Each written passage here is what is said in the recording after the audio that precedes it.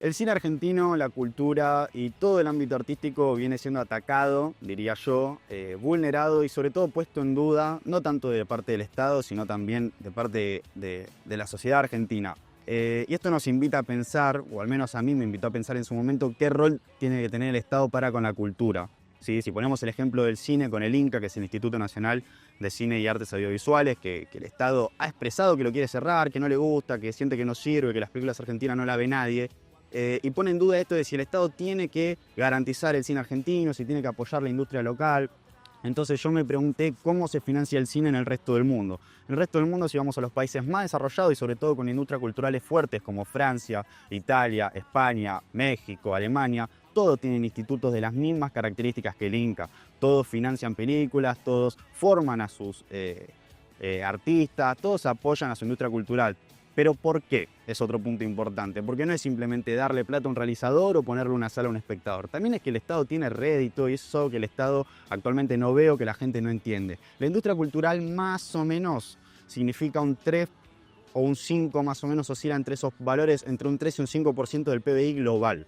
¿Sí? Y casi la mitad de toda la gente que trabaja en el rubro cultural tiene menos de 30 años. Entonces estamos hablando de una de las fuentes de trabajo más grandes del mundo y de un porcentaje importante del PBI global. Y estos son datos de la UNESCO oficiales que se hicieron en los últimos años. Entonces cuando el Estado, la gente pone en duda qué rol tiene que tener el Estado, hay que salir un poquito de la burbuja, hay que mirar afuera. ¿Cómo es que Francia tiene la industria cultural más grande y más sólida? Porque el Estado invierte, porque el Estado defiende, porque el Estado fomenta, comparte, difunde.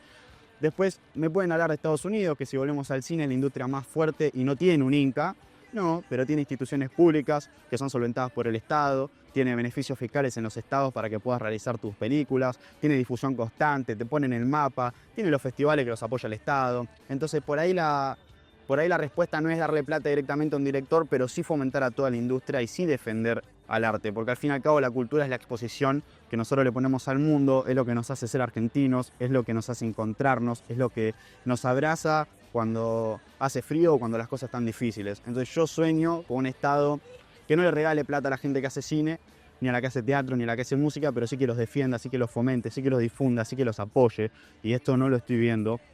Entonces creo que hay que pensar un poquito más, hay que salir de esa costumbre de ver solo industria yanqui o solo industria europea, hay que ir a los teatros barriales, hay que ir a las ferias artesanales, hay que ir al cine Gomón, al cine Lorca, al cine York, hay que empaparnos de nuestra literatura, nuestra cultura, así vamos a entender por qué somos argentinos y hasta cuándo vamos a ser argentinos, que va a ser siempre que exista la cultura.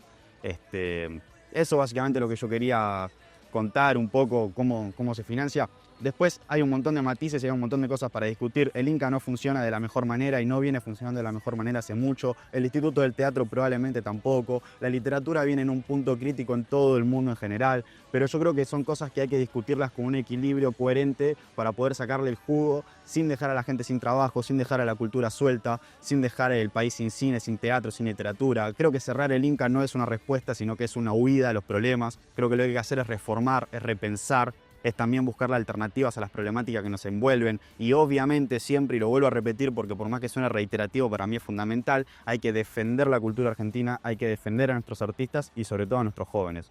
Yo no me quiero extender mucho más, básicamente se los invito a leer a todos los que están del otro lado de la pantalla cómo funciona el Estado en los demás países, cómo funciona el Instituto de Italia de Cinematografía, el Instituto de Cine de España, el Instituto de las Artes de Francia. Van a ver que es muy similar al INCA y esto quiere decir, del potencial que tiene el Estado para con la cultura y de lo que se puede lograr. Si no se logró, no es culpa de la institución, no es culpa de los artistas, no es culpa del modelo, es culpa de la gente que lo llevó a cabo. Entonces hay que pensar todo lo que está alrededor del INCA y no solamente cerrar el INCA. Y como nombro el INCA, puedo nombrar el Instituto de Teatro y demás instituciones. Entonces básicamente los invito a formarse un poco y obviamente aprovechen para ver más contenido argentino, que es lo mejor que existe.